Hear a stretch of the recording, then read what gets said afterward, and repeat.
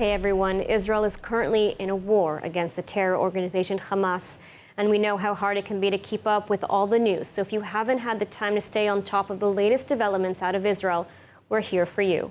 I'm Ladar Gavelazi, and this is ILTV's Weekly Review. And day 411 of the war in Gaza, Prime Minister Netanyahu and Defense Minister Katz stood together on the Netzarim crossing and declared that Hamas would no longer rule. ILTV's Steve Leibovitz reports.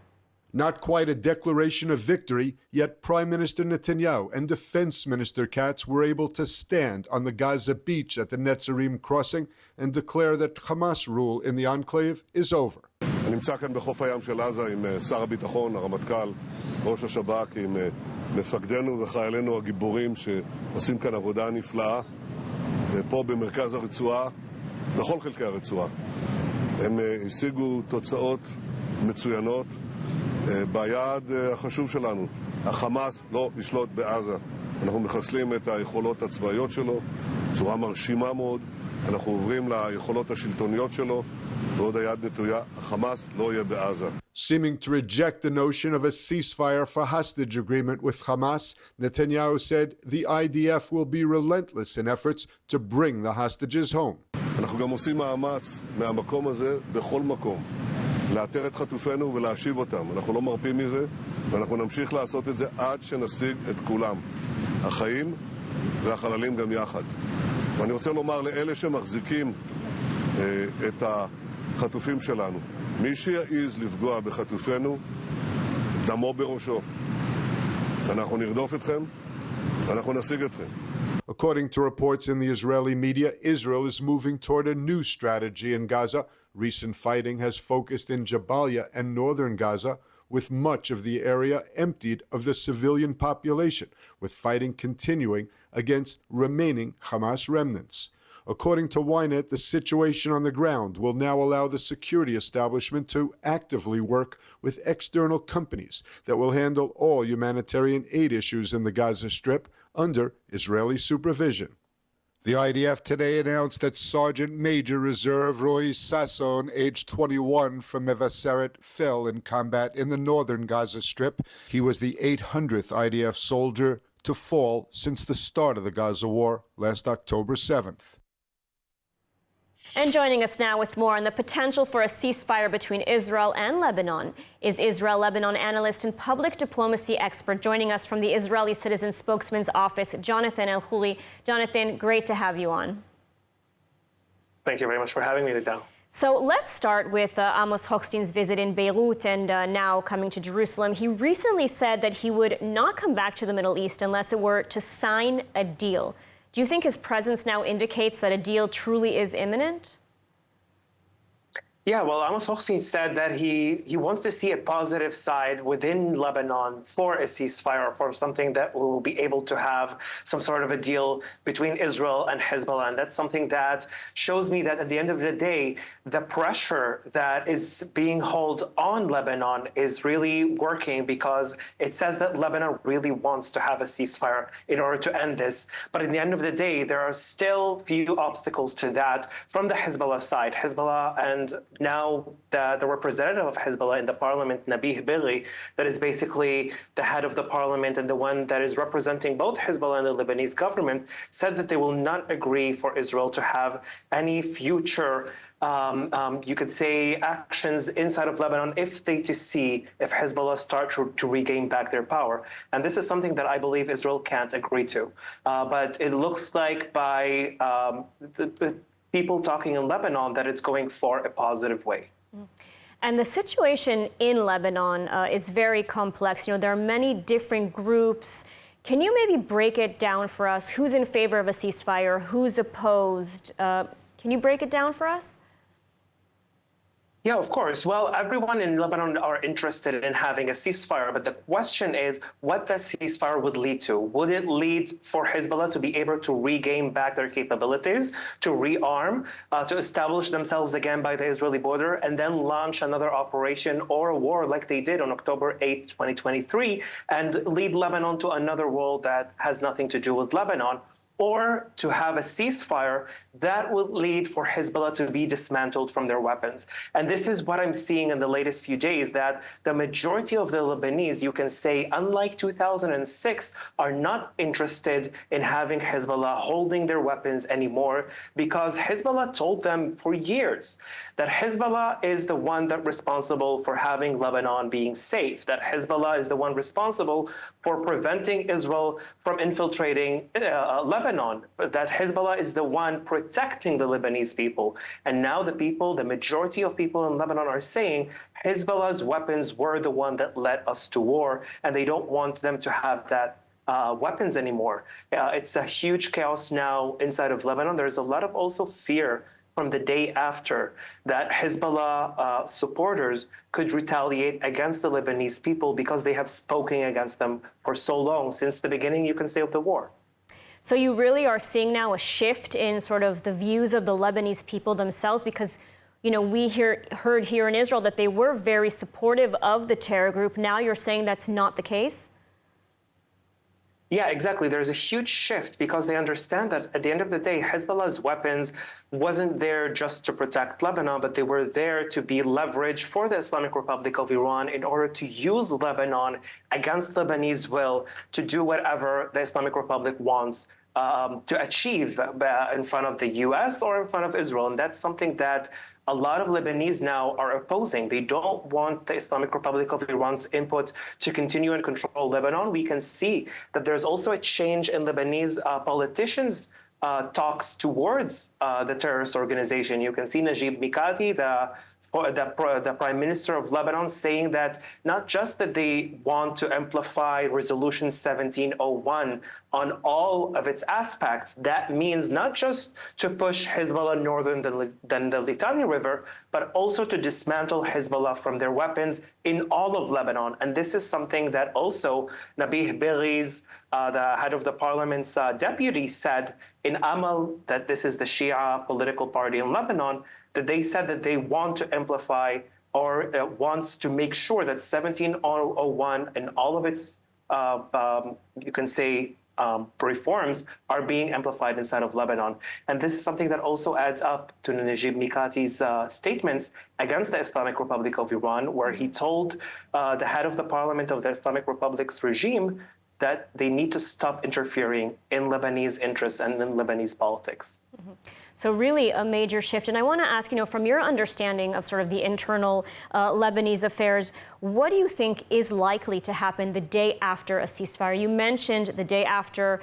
You know, do you feel that we're going to see real change in Lebanon, or will Iran once again exert its influence and try to hijack Lebanon yet again? This is what I'm really hoping for, to be honest. I really hope to see a wider change and shift inside of Lebanon towards Hezbollah that at the end of the day led Lebanon to a huge destruction. But this is something that also is important to note, because although there's a lot of people that they're afraid on the day after when the ceasefire would happen, that Hezbollah's weapons that were directed towards Israel will now be directed against their opposition inside of Lebanon. But I do see that there's a lot of you can say positive change from Lebanon to make sure that the Lebanese military would be the one in charge on the border and basically all across of Lebanon. This is something that we heard numerous times by the Lebanese people and also by Lebanese politicians. And I really hope that by helping with an international force, that the Lebanese military would be able to actually uphold these positions that now are currently being held by Hezbollah. And this is something that I know I've spoken to so many Lebanese friends in the last few months. A lot of them are saying that Lebanon is now in a situation of somewhat of a cold civil war that they're hoping will not be led to much more of a wider spectrum, or that it wouldn't be spreading all across of Lebanon, that they will be able, if to be honest, they want Israel to finish the job. They want to make sure that Israel hurts Hezbollah that much, or maybe Hezbollah's arsenal that much, that they wouldn't be able to turn that weapons against the Lebanese people. This is basically what a lot of Lebanese are wanting today. So a little bit of optimism, perhaps. Jonathan, thank you so much for your analysis today. Thank you very much. U.S. Special Envoy Amos Hochstein arrived in Beirut amid optimism for a ceasefire agreement in Lebanon. But the war goes on. Hezbollah fired rocket barrages into northern and central Israel, causing a death and multiple serious injuries. Those incoming intrusions are continuing today. More from ILTV's Devo Klein. 2 casualties were reported earlier today when Hezbollah targeted much of Israel's Galil, with a direct impact reported in a home in Carmiel. The 2 were evacuated to Rambam Hospital in serious condition.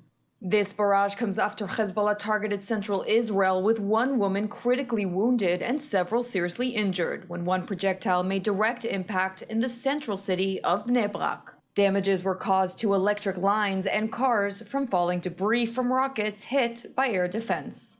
A rocket also struck a power pole in a commercial area in Ramat Gan, causing a fire and damaging an empty bus. As you can see behind me, a short while ago, projectile impact landed right here in the city of Bnei Brak, a residential area with lots of civilians around us. We're talking about multiple impact sites. Right now, as we know, there are 4 injured in various conditions, according to medical sources. Alerts were sounded in the largest cities in central Israel, including Tel Aviv, Netanya, Ramat Gan, and Bnei Brak, forcing more than 2 million Israelis to shelter. The attack briefly halted takeoffs and landings at Ben Gurion Airport. Earlier, an Israeli woman was killed when a rocket made direct impact in the Israeli Arab town of Shifram in the Galil.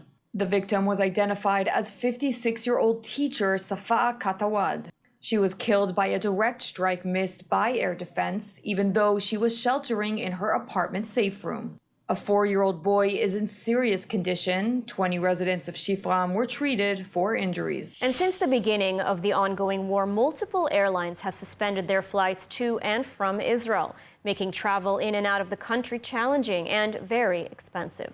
Well, now 2 Israeli airlines have an announcement that will ease this. ILTV's Ariella Lachiani has more. In the aftermath of the war, Israel's skies have seen dramatic changes as major airlines have halted operations to and from the country. However, relief is on the horizon for travelers to the US as 2 Israeli airlines are stepping in to bridge the gap. Take a look.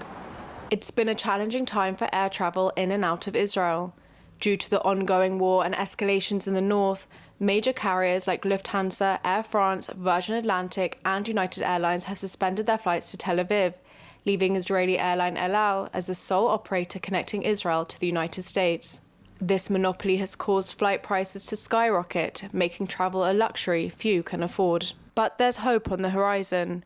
In a move aimed at easing costs and increasing connectivity, Arkia and Israel have received government approval to begin flights to the United States in the coming weeks. The 2 carriers plan to lease aircraft from Europe and operate 10 weekly flights, staffed by foreign crews. Their entry into the US route will bring much-needed competition and could lower fares for passengers. Meanwhile, the list of suspended flights continues to grow. Airlines like Air France, British Airways and American Airlines have pushed their return dates to late 2025, citing operational challenges and security concerns. With Arkia and Israel stepping up, Israeli travellers to the US can finally look forward to more options and hopefully more affordable tickets. Arkia and Israel's first flights to the US are expected to launch soon, signalling a small but important win for Israeli aviation during turbulent times. Back to you, Ladar. Iranian Supreme Leader Ali Khamenei is not in a coma after all. Despite reports to the contrary, he was seen in a new video that appears to be functioning quite normally. Iran has released a photo of Supreme Leader Ayatollah Khamenei amid widespread rumors on social media claiming he's either in a coma or has died. The image shows Khamenei in his office speaking with Iran's ambassador to Lebanon, who was injured in Beirut during Israel's September strikes on Hezbollah. Speculation about Khamenei's health began with an October 27 New York Times report suggesting he was, quote, seriously ill and that his son might succeed him. On Saturday, claims surfaced that the 85-year-old had fallen into a coma. Experts, however, have cast doubt on these reports, suggesting they could be true or false. Khamenei's health has been under scrutiny for 2 decades, with recurring rumors of illness and potential succession. Officials consistently deny such claims, often releasing photos to refute them. A similar pattern occurred last night with the ambassadors' meeting. Rumors date back to 2006, when political analyst Michael Ledeen claimed Khamenei was in a coma. Similar reports emerged in 2009 and 2014, when Khamenei underwent prostate surgery believed to be for cancer. Speculation again resurfaced in 2020. Well, she has been a pioneer for disability rights in Israel, serving as a member of Knesset. And since October 7th, she's taken on an even bigger role, communicating Israel's story to the deaf community. Joining us now is Shirley Pinto, along with her translator, Leah. Thank you so much for joining us today, both of you. It's an honor to have you in the studio. To start, I'd love to hear from you. How did you come about telling Israel's story, and what happened on October 7th? How are you communicating that to the deaf community? Well, since October 7th, like anyone else here in Israel, I woke up on Saturday morning. It was lucky that my phone was near to me and vibrate, and I felt it. All my family are deaf. We went into the shelter in our house, and I started to record what happened in my own house. My children, we are all day long in the shelter, what we are doing, the rockets and everything. And then I said, it's good for a million of views in Instagram, 500,000 of people watching the other video. A lot of people, deaf people from another country, asking me questions. What really happened? What do you think about it? How we can help you? And I want to tell you, around all the world, there is 70 million deaf people who speak in sign language. It's a lot. Of course, that everyone speaks different sign language, but we have the international sign language that is connecting us. It's like your English. So I started to making a video, one after one, in international sign language. And after that, I enjoyed to volunteer to a group of ambassador of Ministry of Foreign Affairs and Diaspora for explaining the Israeli story. And I'm still doing that today, year after October 7, because the world needs to know what happened. Even now, the hostages in Gaza are fighting in Lebanon. It's not an easy fight. Absolutely, absolutely. I wanted to ask you about the community here in Israel. I mean, how has the community struggled during this very difficult war, and how can the rest of Israeli society support them? I will tell you that in a personal story. I think it's like the most possible to understand that. My mother, she's deaf and blind. She cannot see and cannot hear nothing. And she lives in the north of Israel, in Kiryat Bialik. She cannot hear the alarms. She cannot see the alarms in the TV if there is something. So this is the worst situation that people can be at war. And every day there is alarms. And she already rocket on her city, and I text her, Mom, there is a rocket, you need to go to the shelter. And it takes time till she realized what happened. So there is the IDF app, like anyone else using, that people are deaf knowing there is an alarm because of the IDF app. But unfortunately, this app, you should have the phone in your hand all the time if you take a shower, if you are driving, if you want to eat, if you're sleeping, if you want to play with your children, if you want to do another thing, you cannot know there is alarms. And in my mother's case, it's worse because she cannot see and hear. So it's a very difficult situation. I take this personal story to explain to people watching us the hard situation that people with disability still feeling in this war. For example, the deaf people. Until now, 1 year after October 7, my mother is still alive, and there's no another people of disability that get killed because this not access situation. It's lucky. I know that myself, I trying to take more safe stuff that I can do because I cannot hear the alarms when I'm driving. I all the time with my phone in my hand, all the time trying to be attention about what happened. It's very hard. I was actually going to ask you, practically speaking, how does the deaf community know when there's a rocket alarm? You mentioned your mother, but in addition to that, in general, how do they find out when, in some cases you have 15 seconds? How do they know? In January, in the beginning of this year, I was alone at my house. It was evening. My husband was not at the house. I watching the news, and I have 2 dogs. My 2 children are deaf or sleeping in their own bed. And suddenly, I saw that my dog very nervous. And they ran into the shelter and going out and running to the shelter. It looked very weird for me, but I told to myself, there is nothing in my phone. I not seen there is alarms in the TV, but I told myself, okay, I will not take the risk. I listen to my dog. I took my 2 children, I ran into the shelter, closed the door, and after 10, 15 seconds after I closed the door, the alarms came on my phone in the app. Because there is a problem. There's a big problem about the Wi-Fi. And I thought to myself, what happened if I didn't listen to my dog and the rocket was on my house? There is more 100,000 people who are having a problem if you're hearing, half hearing, deaf, and they cannot have the access way to know there is a rocket. And it's a very hard situation. Absolutely. A very, very difficult situation for those with disabilities, and such important work that you're doing to help the world and, of course, those with disabilities understand. Last question. Can you tell us a little bit about your work for those with disabilities? I know you did a lot of work in the Knesset with this issue. Yes. My entire life, I work for disability people, right? This is my life mission. All the kind of disability people. Of course, much stronger this year because what happened since October 7, and also when I was serving in a member of Knesset.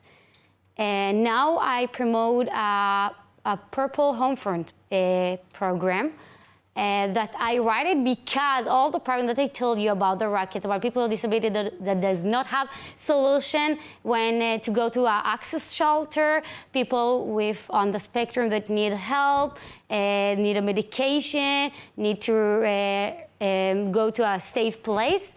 And the country, unfortunately, don't have a plan for them. So I write a plan called Purple Homefront Plan that this is the first plan, I think, in the whole world, that's talking how to make access, a solution access for people with disability in an emergency situation. I was in London. I met a member of parliament, showed them the plan, and was for them it was amazing because they didn't thought to do a plan like that. I'm not talking just because a war situation, every emergency situation. If there is like COVID that we had and everything, we need to have a solution for people with disability.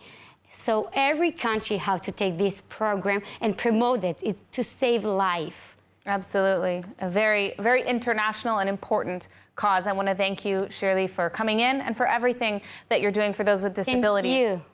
I hope that more people watching... And think about what you're doing for us, Bara, for us. I see that. Thank you, thank you. And I hope that more people watching will pay attention to this issue, as it is something incredibly, incredibly important and can really save lives. Thank you, Shirley, and of course, Leah.